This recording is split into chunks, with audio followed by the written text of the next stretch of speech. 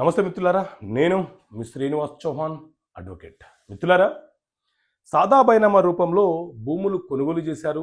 వాళ్లకు 13B certificate కూడా ఇచ్చారు. కానీ ధరణి చట్టం ఉన్నప్పుడు పట్టాలు జారీ చేయలేదు. మరి ఇప్పుడు భూభారతి చట్టంలో వాళ్లకు పట్టాలు జారీ చేయడానికి అవకాశం ఉందా? సో మిత్రులారా, ధరణి చట్టంలో అనేక లోపాలు ఉన్నాయని చెప్పి రాష్ట్ర ప్రభుత్వము ఆ లోపాలను సవరణ చేయడం కోసమని భూభారతి చట్టం 2025 తీసుకురావడం జరిగింది. ఇందులో దాదాపుగా 23 సెక్షన్స్ ఉన్నాయి.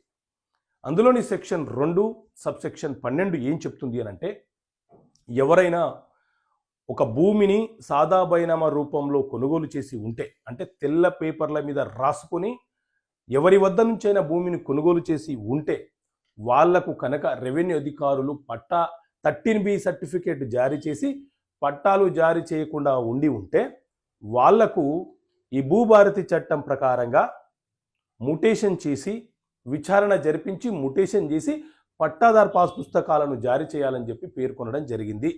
కాబట్టి 13B ఉన్న వాళ్ళు ఆలస్యం చేయకుండా మీ దగ్గర ఉన్నటువంటి డాక్యుమెంట్స్ ఏవైతే ఉన్నాయో వాటితో సిద్ధంగా ఉండండి. రెవెన్యూ అధికారులకు సంప్రదించండి. వాటిని విచారణ జరిపించి మీకు పట్టాదార్ పాస్ పుస్తకాలు జారీ చేసే అవకాశం ఉంది. Okay friends, thank you. జై హింద్.